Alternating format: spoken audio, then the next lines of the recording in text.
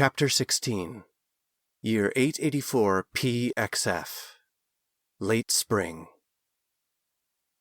It had taken the better part of 2 weeks, but Osmond finally felt he had his bearings around Luminaria. The districts around Feldtree Lagoon were reasonably easy to navigate, as most residents treated it like a giant clock face when it came to directions, with Arbor Luminari in the top center position. However, Bowtown and the Side Tree districts were a completely different story. That is where he was headed back to again today, undoubtedly with Yanri in tow. Even though Osmond had fallen asleep alone in his and Yanri's room where they still shared the same bed from the first night, he was not surprised to find Yanri cuddled at his side come morning. "So, how was it?" Osmond asked. "She was adventurous," Yanri replied. "Perhaps too adventurous." Yanri rolled his shoulder forward to display long red welts on his back and lifted his wrists, which looked like they had rope burn. "I think I can safely extinguish that flame from my passion pyre." "Looks like you needed a safer way to extinguish things, from what I'm seeing," Osmond observed jokingly. Yanri groaned, swung his pillow into Osmond's face, and climbed out of bed. As usual, Yanri was rearing to start their day once his eyes opened. Osmond had tried to convince him multiple times that he could get his own day started and leave Osmond to his schedule, but to no avail. "So, back up to Bowtown today?" Yanri asked as he pulled on his go-to pair of dark teal leathers, matching it with a heather gray tunic and black sleeveless jerkin. His auburn hair, not to be outmatched by the scruff peppering his jaw and cheeks, had also grown out over the last fortnight and a half and was already beginning to brush his shoulders. Having just thrown his legs over the side of the bed and sat up with a stretch and yawn, Osmond replied, "You don't have to come if you don't want to." While Yanri's company was welcome, Osmond had not shared his true purpose for being in Mornicerin with Yanri, other than vague statements about wanting to explore outside the city limits eventually. Osmond continued, "I don't know when or if I'm going to find what I'm looking for, but I feel it can be found up there." "Hey, we have all the time in the world," Yanri stated, adding playfully, "Well, me more than you, but still plenty of it." Osmond was still getting used to the older face that greeted him in the mirror each morning. When his body was healing in the chrysalis, he had seen the age that the serpent's breath and accompanying flood of Keel had etched upon it, but he had only worn the face full-time as himself for just under a month. In many ways, Osmond still actualized himself as the young Uldani companion of Talon Coeur Vermain.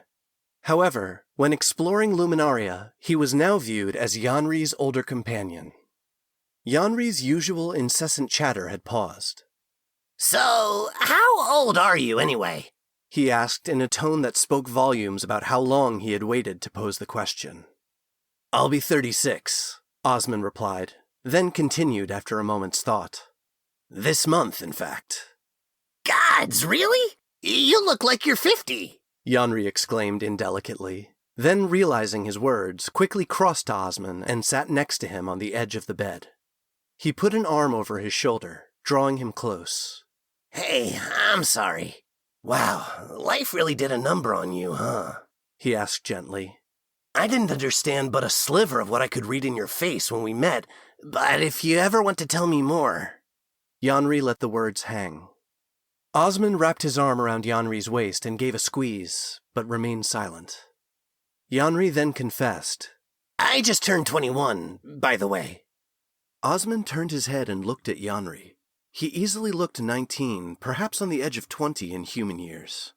If Yanri had only just turned 21, his aging couldn't have slowed to any discernible degree during his life so far. Osmond began to wonder about his heritage, but Yanri cut him off before he could voice the thought. "Nope, full-blooded Uldani," Yanri answered Osmond's unasked question. "I am much better now, but, well, you can see," he added, motioning to himself, his ears turning red with shame. "I only got enough control to even come here less than a year ago, but I think my parents would have put me on the boat regardless because of what an embarrassment I had become to them." Osmond squeezed Yanri tighter and looked across the room, catching their faces in the reflection of the glass-paneled balcony doors. By human standards, a 19-year-old and a 25-year-old looked back, But for Uldani, they both were far more than what their faces conveyed. Osmond grabbed Yanri's forehead in one hand and the back of his head with the other, kissing the side of his friend's noggin with a loud "Mwah!" He pulled them both to their feet. No more of that. We have our new lives and passions to discover.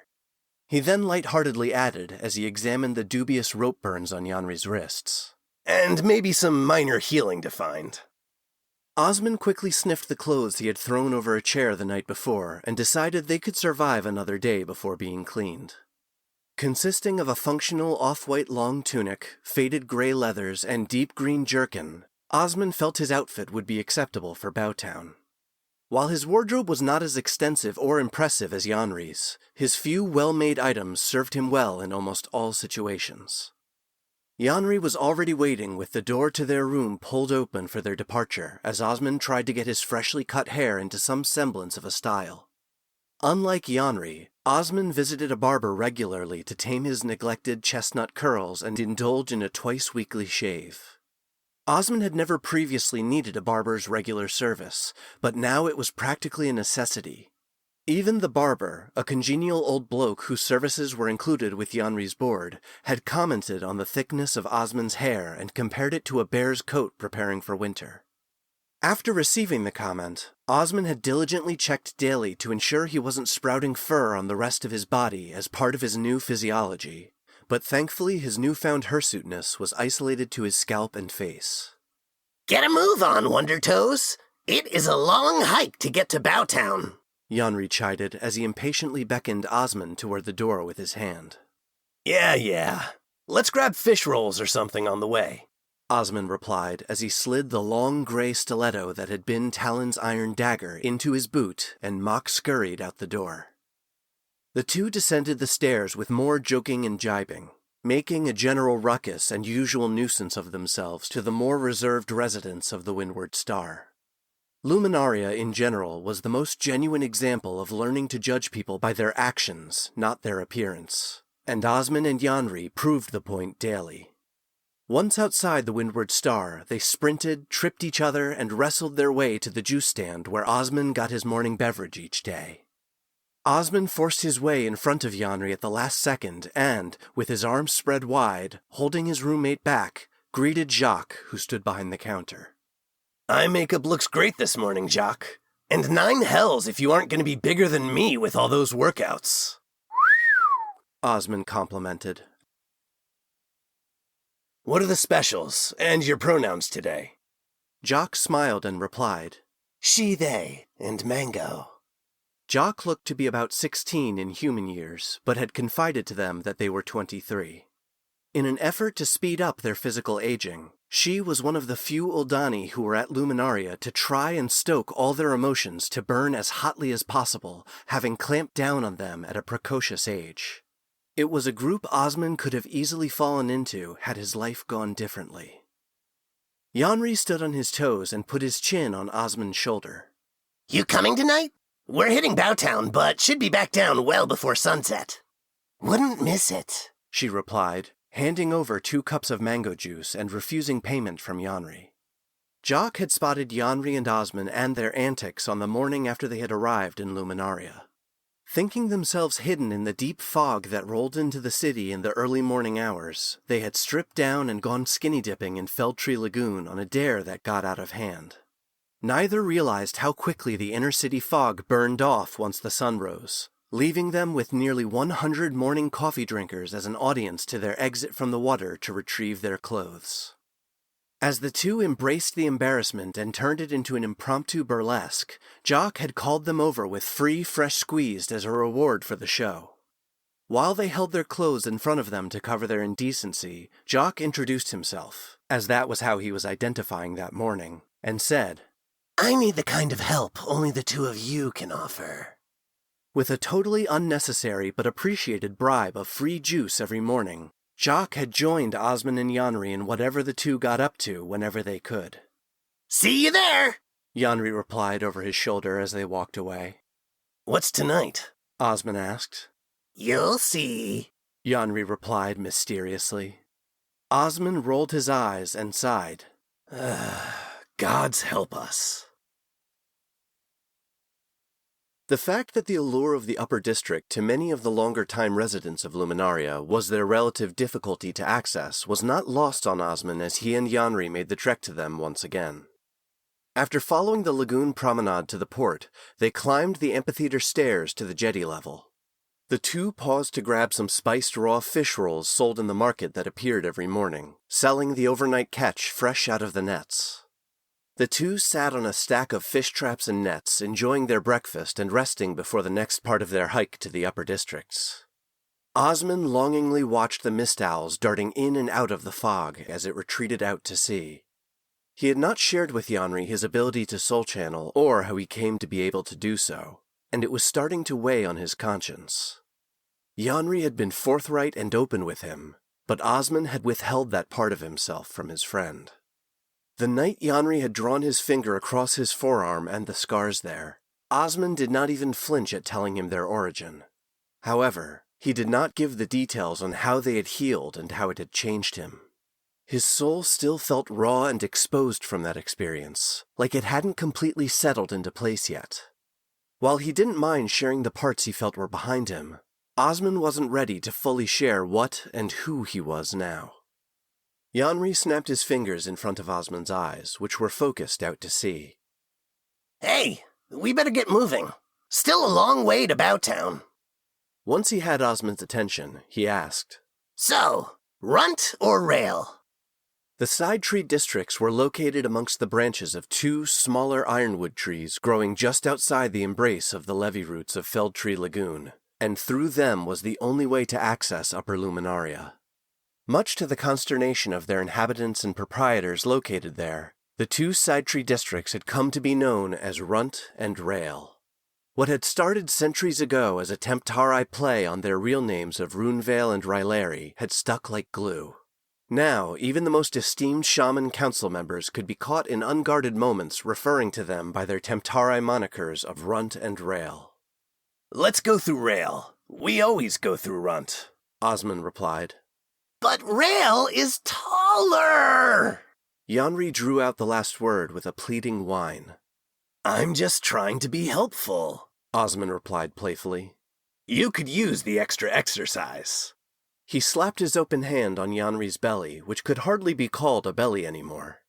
While always strong and heavily built, Yanri had shed the layer of baby fat he arrived with due to his constant daytime activity with Osman and nighttime extracurriculars with others. Oh yeah, old man? You just see who makes it to the top first. Yanri took off in a sprint and started up the arching stairs formed by the remaining upper roots of Port Feldtree that led to Rail. Braggadocio was all well and good until it came time to pay the piper. Osman finally overtook Yanri, but it took far longer than he expected. Even with his enhanced stamina inherited from years of channeling his Saldrig form, and the links of life energy that still flowed into him from his father's sacrifice for Talon, Yanri didn't make it easy to catch him.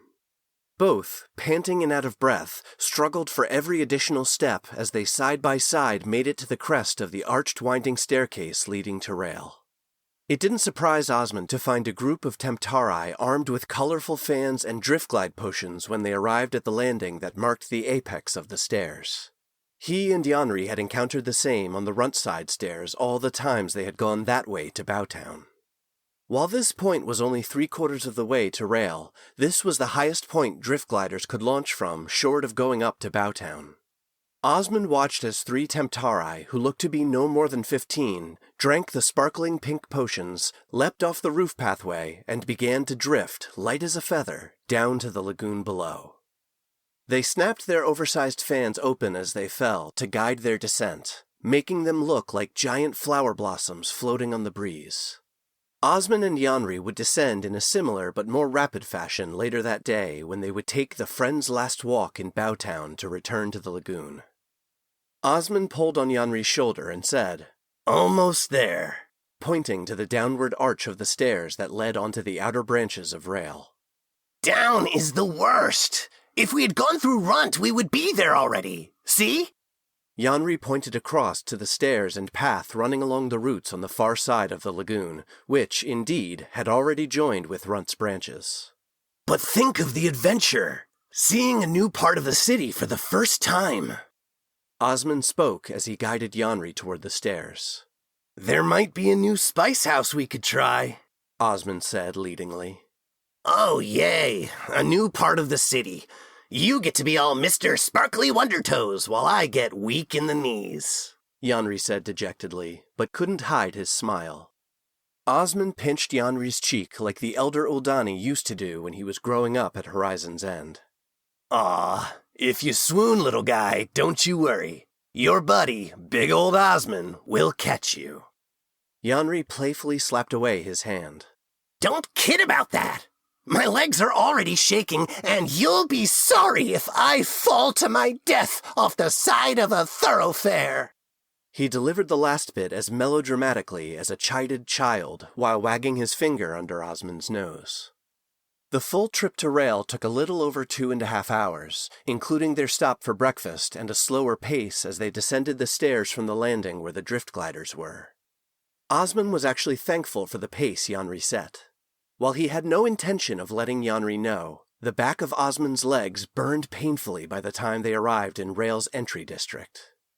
Rail showcased the typical cultivated architecture of the other tree districts. However, Rail presented an elongated elegance to its structures instead of the sturdy solidity of Runt or the opulence of Bowtown. Like all the upper districts, the streets of Rail ran along the overlapping branches of the ironwood tree it inhabited. The builders of Rail had expanded many of the natural forks and intersections of the tree's structure with living mats of dense vines, moss, and lichen to form solid ground on which to create courtyards, open gardens, and parks. The open spaces accentuated the height, flowing curves, and beautiful, intricate carvings decorating the woven building structures, reminiscent of tales of hidden cities of their elven ancestors. Osmond took a moment to catch his breath and take in the calming aesthetic of his surroundings. Turning to speak to Yanri and urge that they continue onward, he found his companion had wandered off. Osmond spotted Yanri staggering over to an external window counter in a beautifully carved building perched on the courtyard's edge across from the stairs that had deposited them onto Rail's outer branches. After a few moments, he returned, handing a restoration elixir to Osmond. Shut up and drink it, Yanri said before Osmond could protest. I saw the grimace you were trying to hold in for the last 20 minutes. He downed his small vial of green liquid before continuing with a refreshed smile. And I still expect you to be my hero if I swoon. Yanri batted his eyes like a damsel in a bard's play. Oh, and I grabbed these for later. Yanri handed Osmond a pink driftglide potion. Osmond nudged him with his elbow and said, Thanks, as he quaffed the restoration vial. Relief was immediate, but with the throbbing in his legs eased, he immediately realized how hungry he was. Food, the two said simultaneously, anticipating each other's need. In a familiar ritual, they both sniffed the air like ravenous wolves. While Osmond was unsure if Yanri picked up the scent, he immediately caught a whiff of bacon in the air and turned his head to track the delicious smell. As soon as Osmond's head snapped toward a direction, Yanri let out a loud "Arrgh!" to which Osmond immediately added his voice. While the courtyard was far from crowded, those nearby shook their heads disapprovingly. Osmond's sensitive ears also picked up a few exasperated sighs and murmurs of, Temptari. With stomachs filled to not insubstantial discomfort with rashers of bacon, dozens of eggs, and multiple loaves of hearty dark bread smothered in crockfuls of butter, Osmond and Yanri waddled back into the streets of Rail. After releasing a thunderous burp, Yanri asked, Where to, boss? He then added in the sing-song tone of the shaman life guides that seemed to appear whenever Temptari least needed direction. In which direction are your passions guiding you today? I'm not quite sure, Osmond replied, slowly turning in a circle. But there is something here, I think. Here, or in Bowtown? I can see the left trails if we want to start heading that way, Yanri proffered. I don't know. It's almost something familiar. I can't place it. Osmond searched his senses to figure out what was itching in the back of his mind but couldn't identify. It was so insistent he wished he could shift into his Saldrig form and use the senses it offered to find out what it was. Instead, he just began to wander aimlessly down the nearest street. Osmond? Hey, Osmond, you okay? Yanri called from behind him. Osmond continued until he reached a small, unmarked building, most likely a residence. It had a quaint and welcoming feel to it. Shamanistic magic had shaped its main structure from the surrounding burls and branches of Rael's ironwood tree, and an elegant porch wrapped around its entire perimeter. Along the porch's columns, beams, and rails were intricate carvings that seemed almost to hypnotize Osmond. He followed them around the side of the home, running his fingers in the perfectly sanded and beautifully finished grooves carved in the wood. As he rounded to the back of the house, Osmond came to a standstill. Anson fell from his lips as though the name was a piece of dropped crockery.